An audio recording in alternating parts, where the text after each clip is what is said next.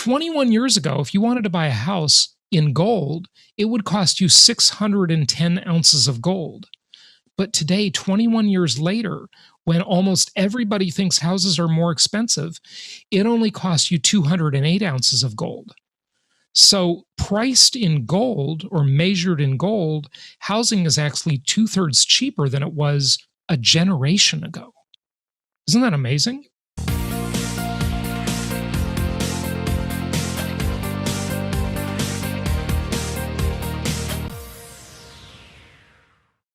We're going to explore today the question, is housing expensive or is it cheap? Let's find out. Yeah, right. So, everybody, it's funny because a lot of people think it is what it is where I am, Right. But that's not always the case. And so, as you know, and, Jason buys nationally, I buy nationally and internationally, and both of us have, and it's all relative. And so a lot of times, guys, we pay attention to indexes. We pay attention to KPIs or key performance indicators, because they predict trends and they kind of give you a baseline or a basis for what you should be doing and where. That can happen on the occupancy. It can happen with rent. It can happen with housing prices. It can happen with expenses. It can happen with property taxes. It doesn't really matter. But I'm really excited to listen to Jason about his HCI, the Hartman Comparison Index. So Jason, let's hear all about it. Hey, thanks, Kenny. I appreciate it. My listeners have sort of given me credit for this question I often ask on my podcast or YouTube channel. And the question is a question that I think is so meaningful in so many areas of life, Ken, whether it be investing or dating or buying a new car or buying a new house or adopting a dog, right? Anything you're doing, right? Here is sort of life's ultimate question.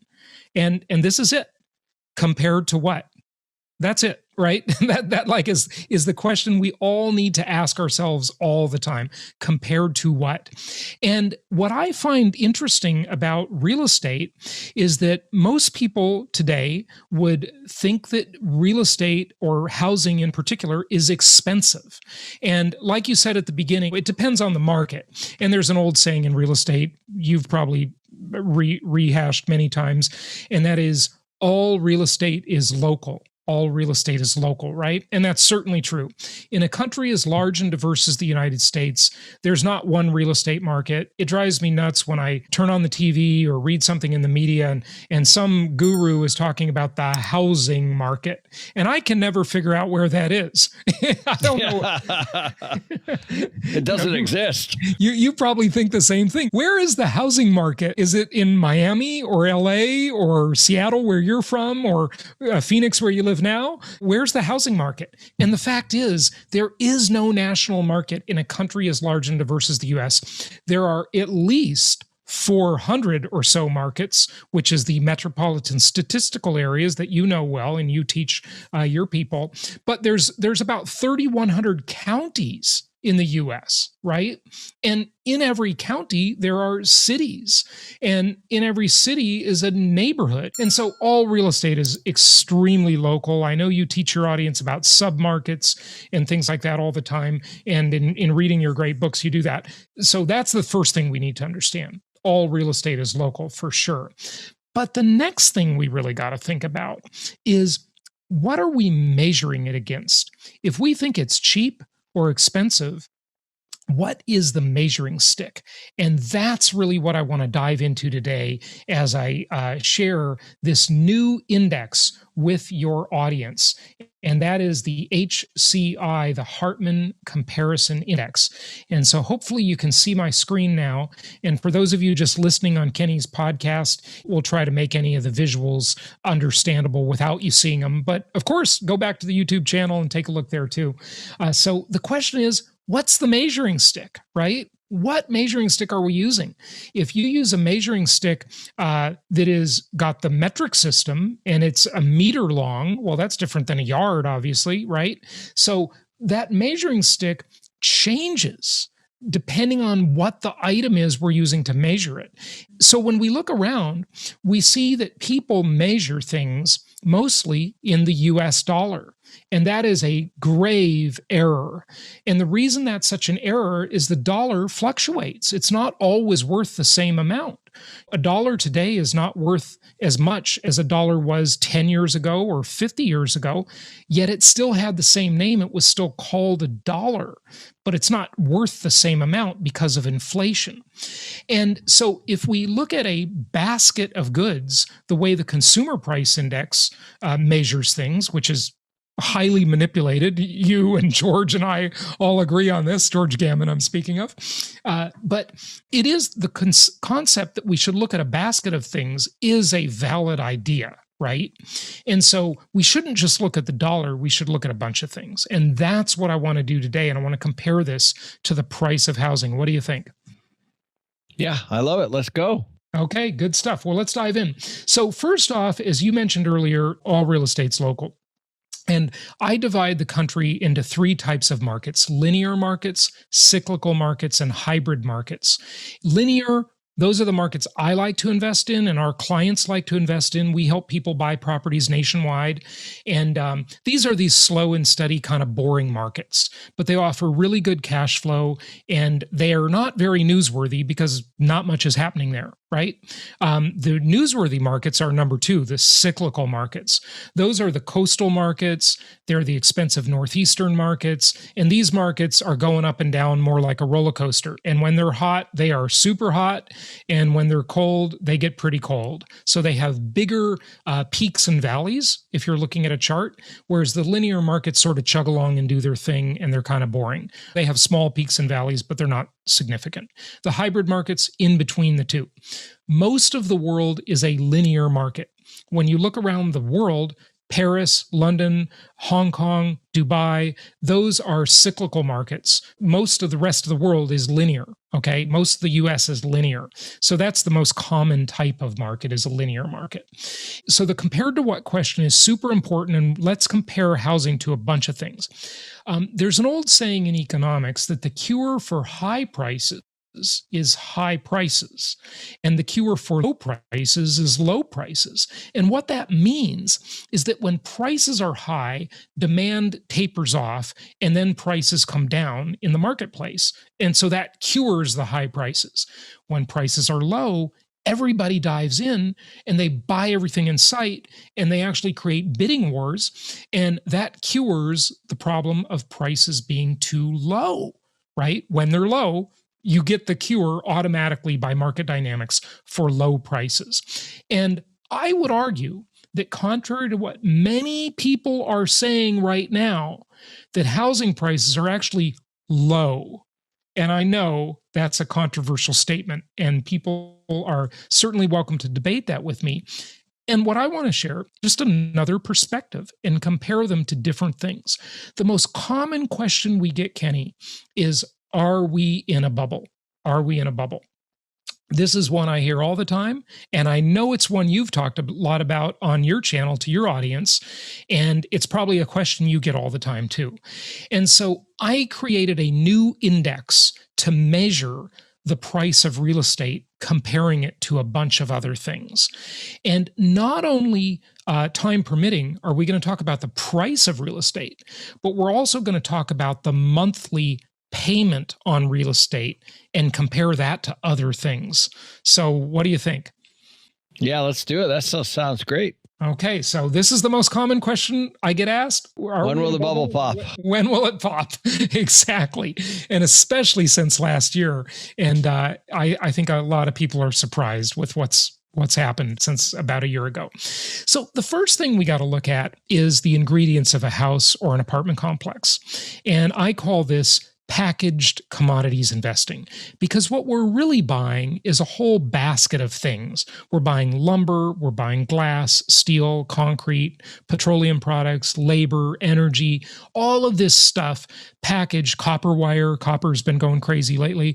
All this stuff packaged in the form of a house or an apartment building or another type of property. And so we all know what's been happening with lumber prices. They've been going absolutely crazy, and it's a lot of people are asking, is this real the cost of lumber and copper and so forth. Remember, the wires in your walls are made of copper, right? So that's a big ingredient to a house.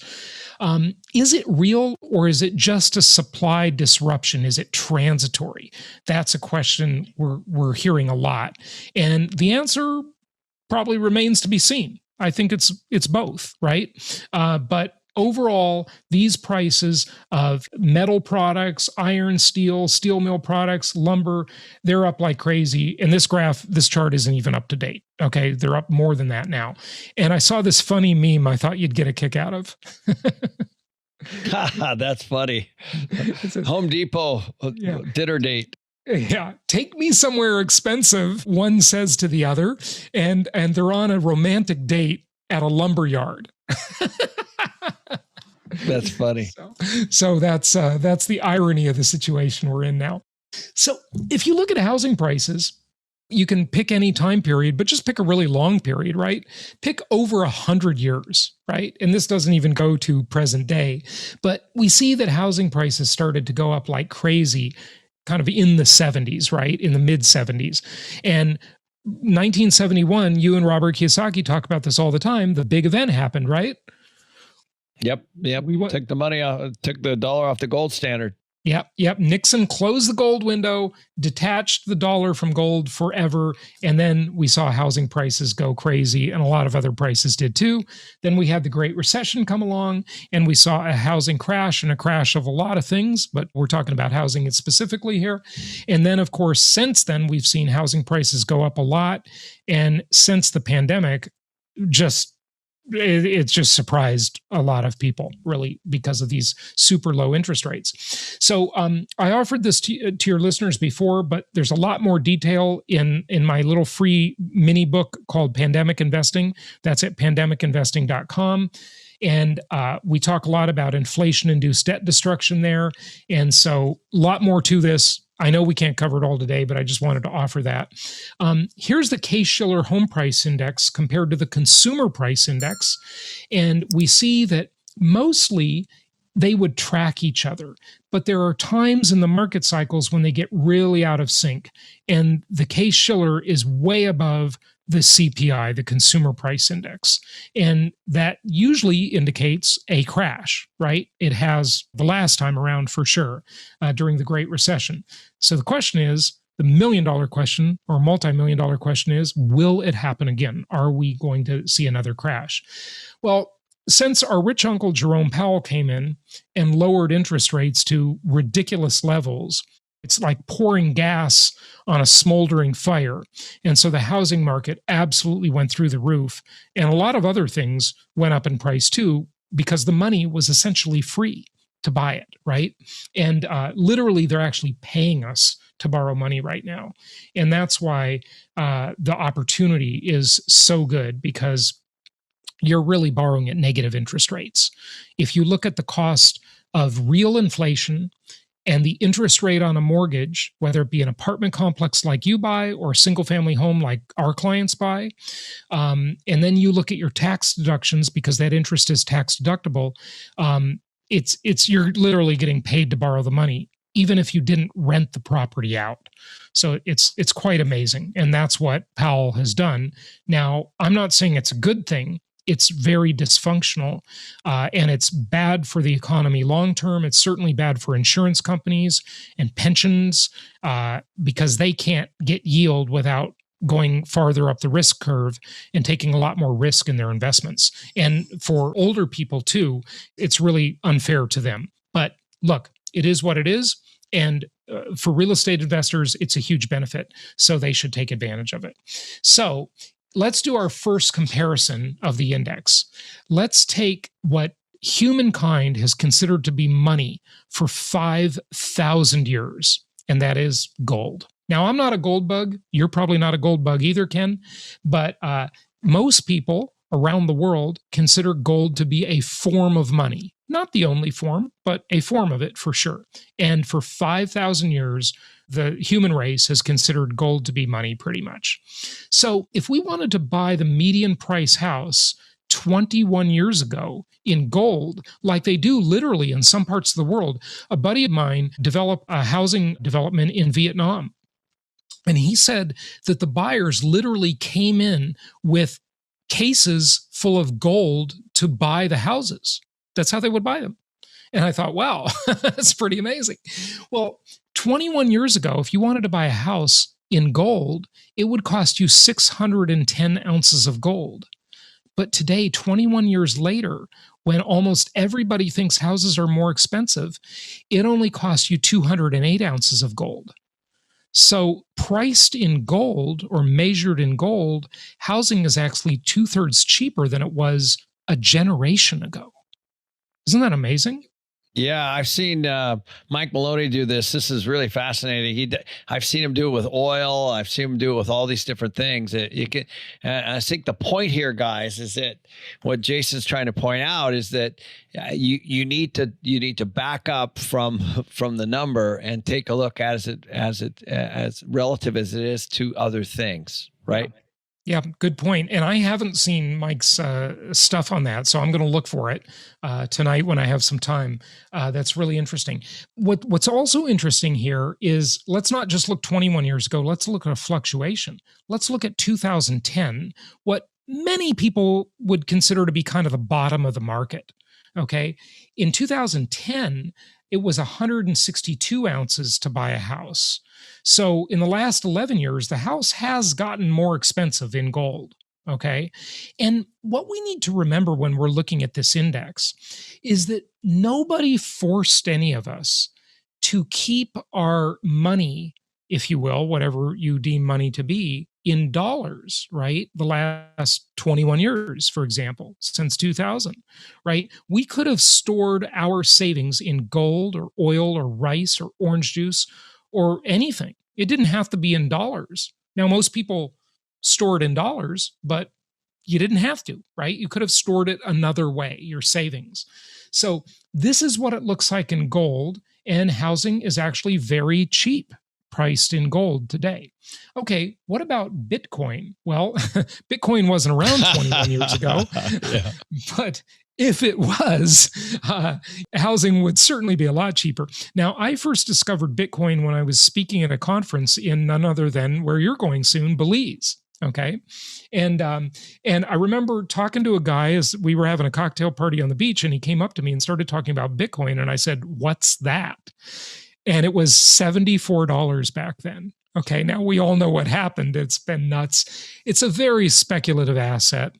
I have a little bit of it, but I wouldn't put more than 5 or 10% of your net worth into something like this because it could be zero tomorrow, quite literally. Okay. And we've all seen the fluctuations.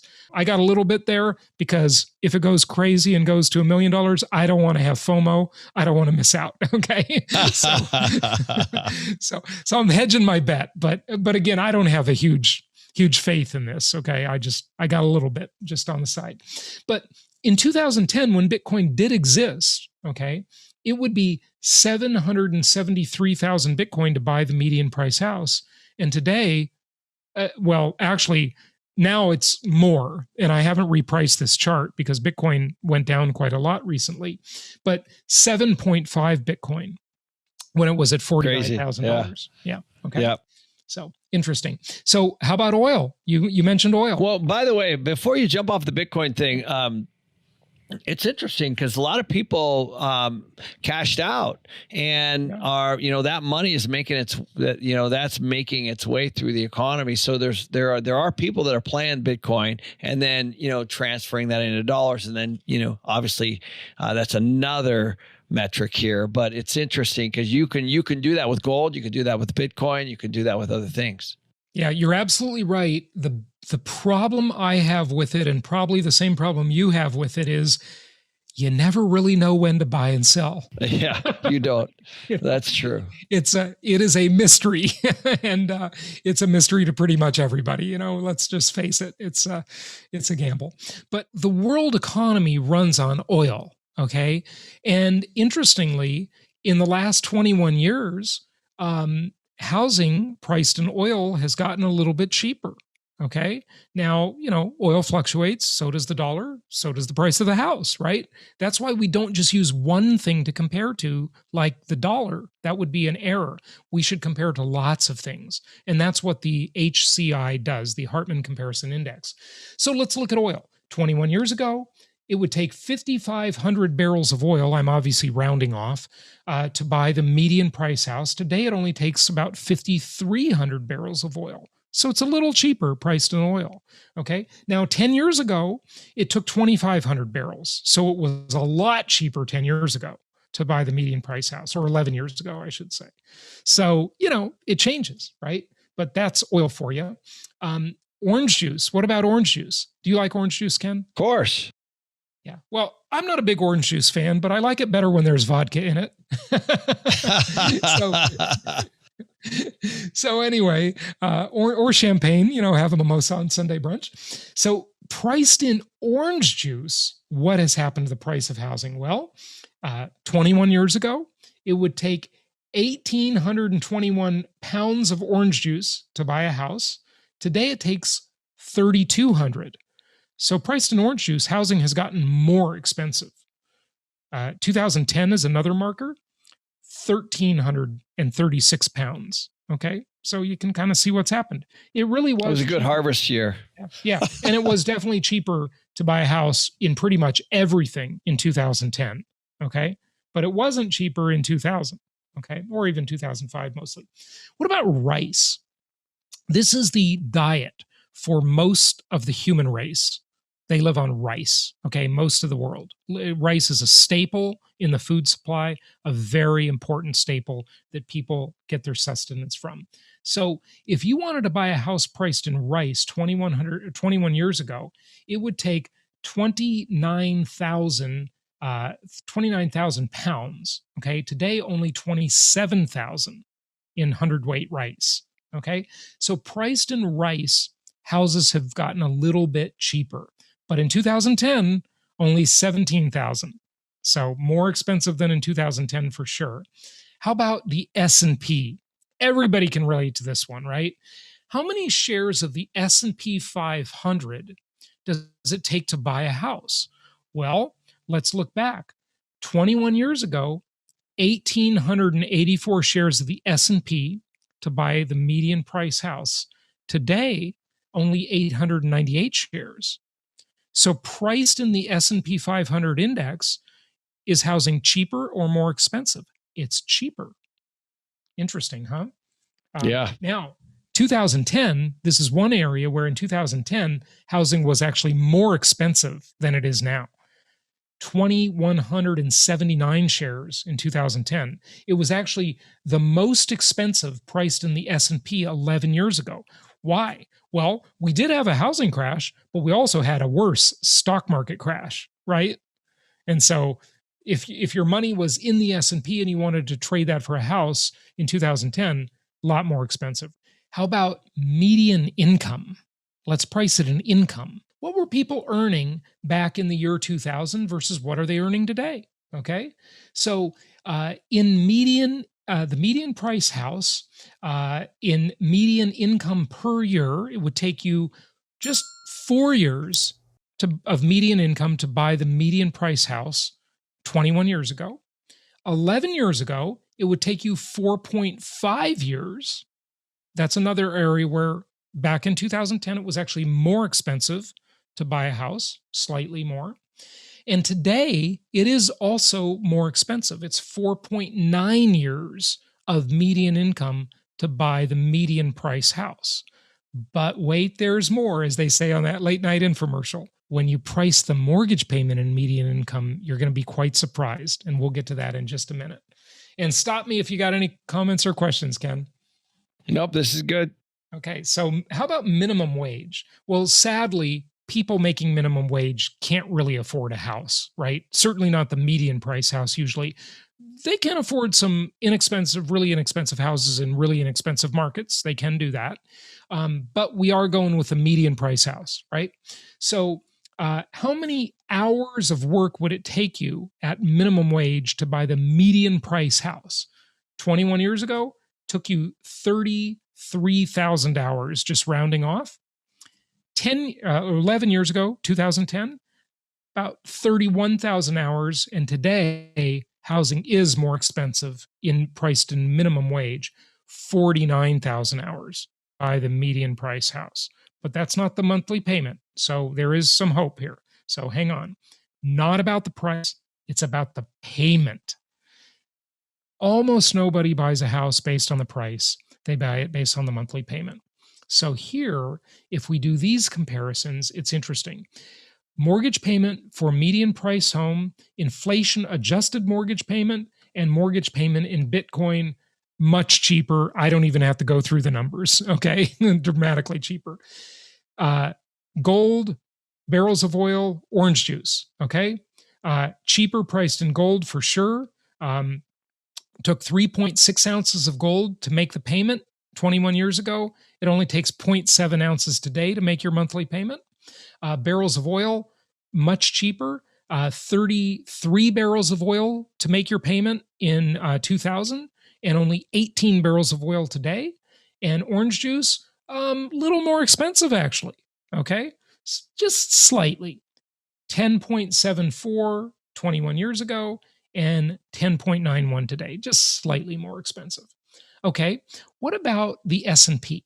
So if you want to make your monthly payment in shares of the S&P 21 years ago, it'd take you 11 shares. Today, it takes you about 3 shares. Okay, so it's cheaper. How about average wage? Okay, 69 hours versus 48 hours today. It's cheaper.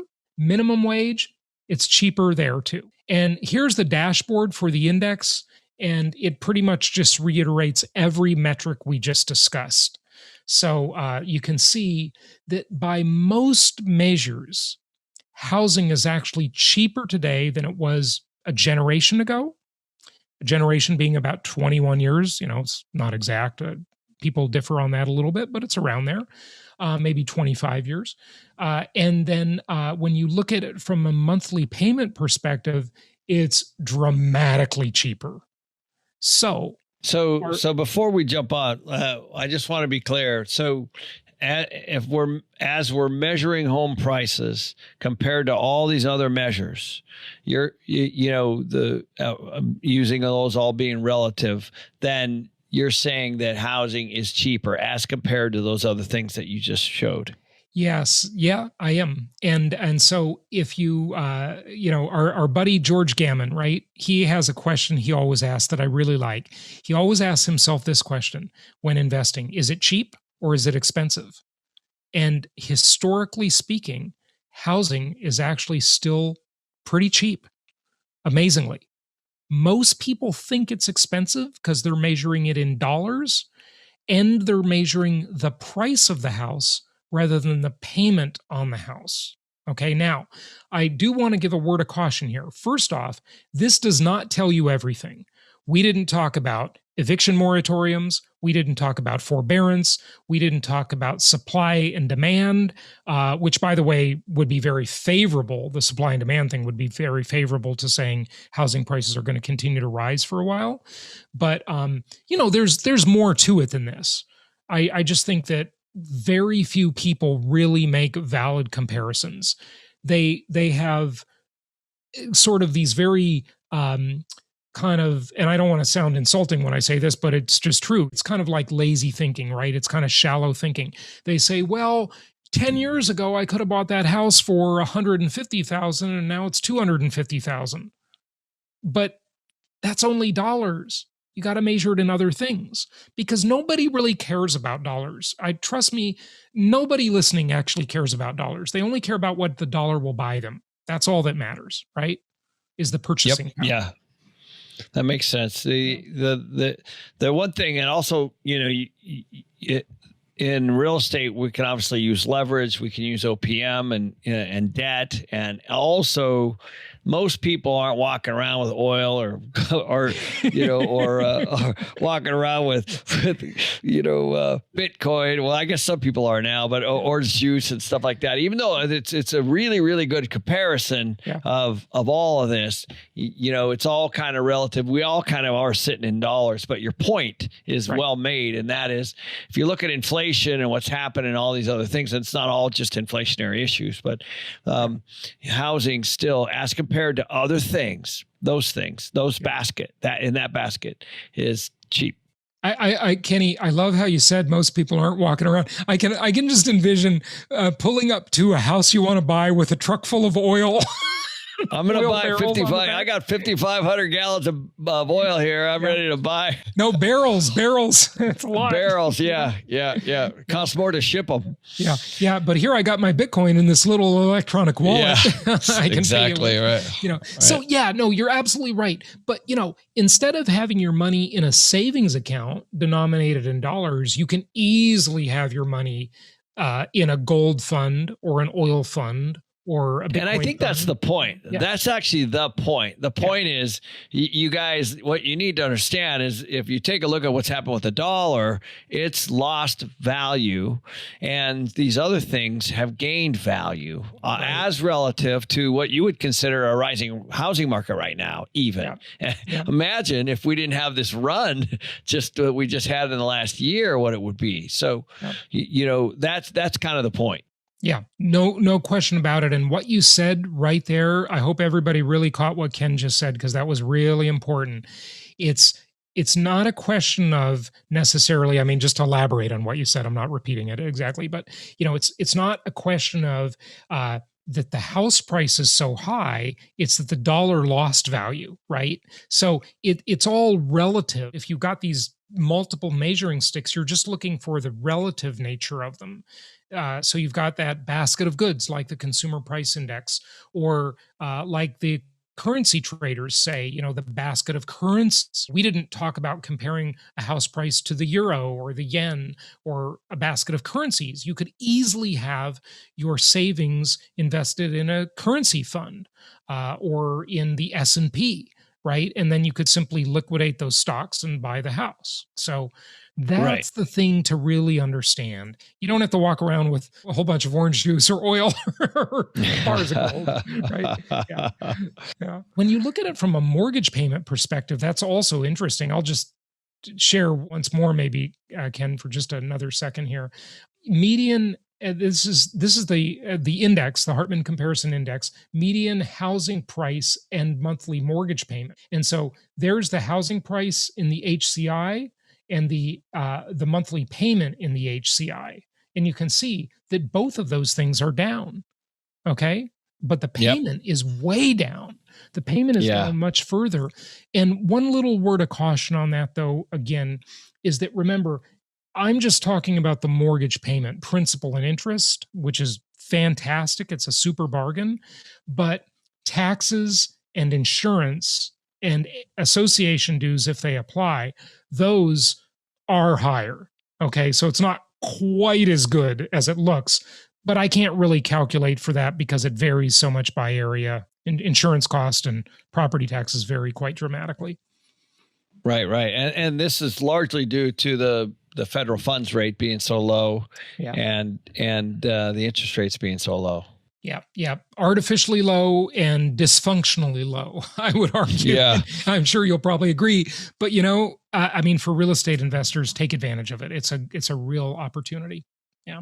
It is. It's a great, interesting scenario there that you just laid out. The one thing that, as you know, we just saw in April the 4.2% inflation rate, right? Which is kind of the buzz. Everybody's talking about that right now.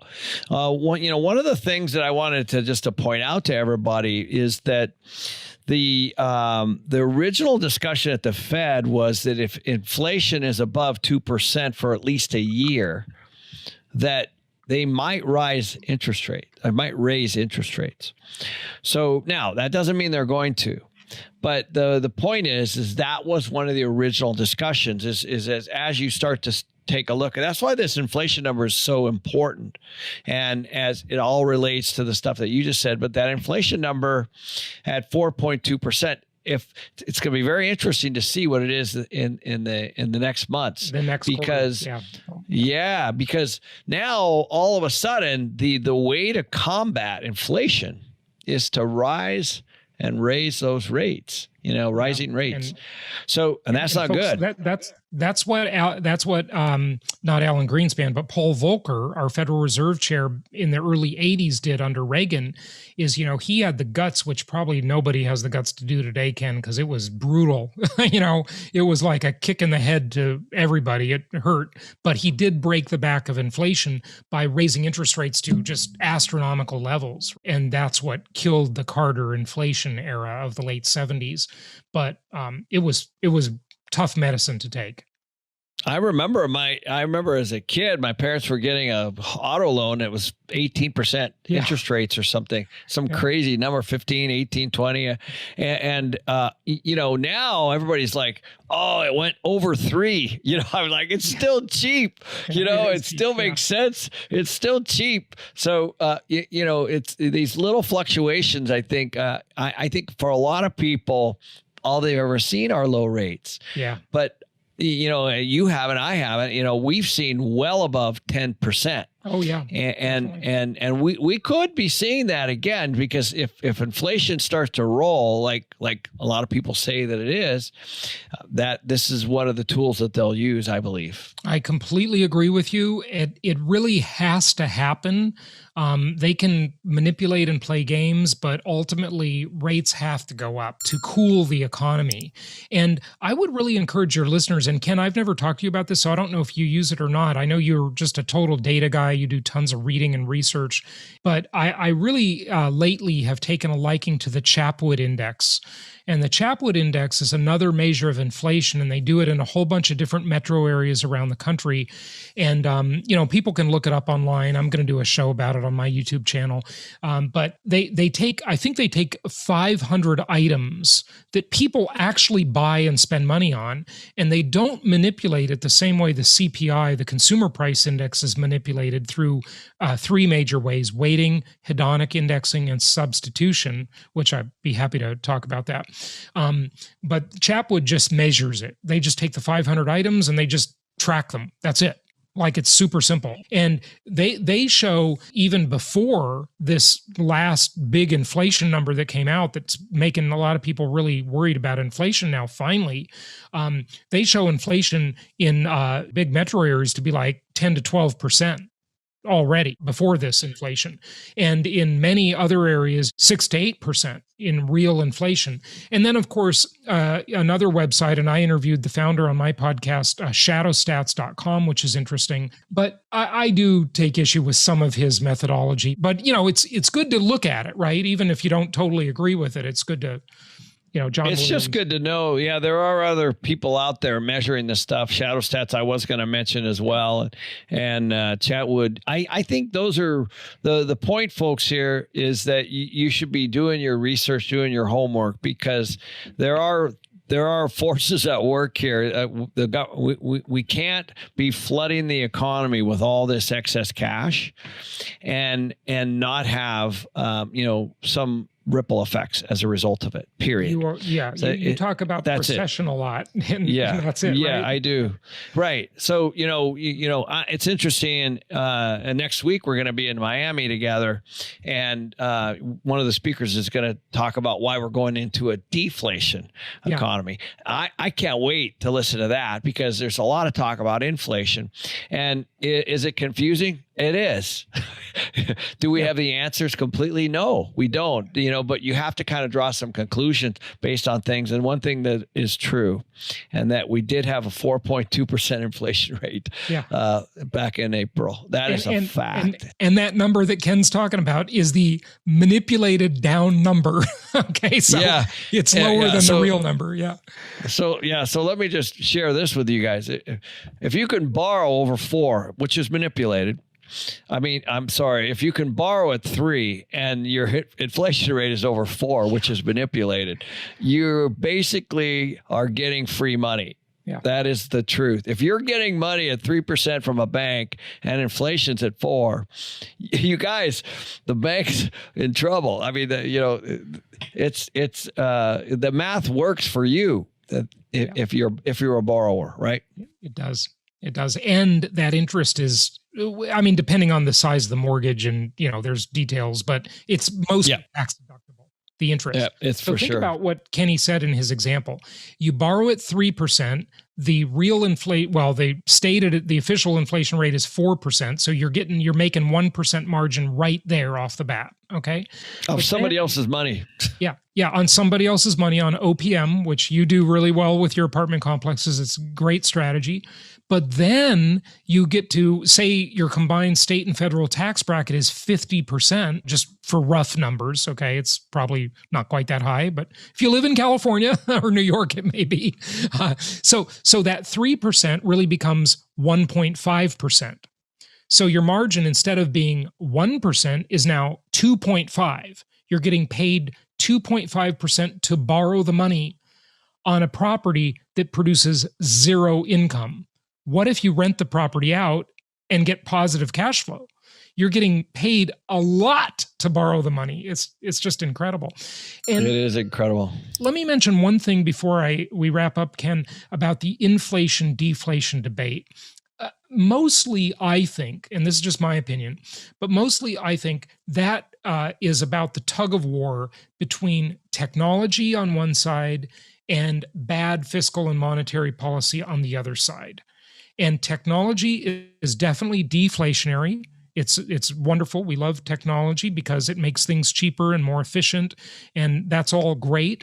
But bad fiscal policy, meaning taxing and spending, irresponsible government, and bad monetary policy, Federal Reserve, is inflationary to the max. So who will win this war, technology or monetary and fiscal policy? Well, technology, it has a lot of leverage to it, and it's great, and it changes the world, and there's great stuff coming down the road in the future. But monetary and fiscal policy are literally unlimited. And we've seen it. We saw it this last year. They can literally create as much fake money out of thin air as they want. There is just no limit to it. So I would argue that the future is inflationary, but we'll see. We will see. A great book is The Price of Tomorrow. I interviewed that guy. Yeah, that's a great book. So, as you guys are confused about all this, it's normal. So don't feel so bad. It is a confusing subject, and you just got to keep trying to get in front of it and listen to folks. So, Jason, thank you. This is great. The Hartman Comparison Index, the launch of the Hartman Comparison Index. And so how do people get a hold of you? What's the best way for them to reach you? Yeah. So that free mini book is at pandemicinvesting.com. So pandemicinvesting.com is the free mini book, and there's no strings attached. It's just free. It's emailed to you right away. Nothing complicated. And then my main website is jasonhartman.com. And, we have a toll-free phone number in the United States. We actually pick up the phone, Kenny. Can you believe that? A company that answers the phone. It's 1-800-HARTMAN. So that's real easy. 1-800-HARTMAN in the United States only, but around the world, jasonhartman.com. That's awesome, James. As always, Jay, I'll see you next week in Miami. All right. And can't wait to catch up a little bit more. Looking forward to it. Thanks for being on again. Yeah. Yeah, cheers. Okay, thanks for having me. Happy investing, everybody.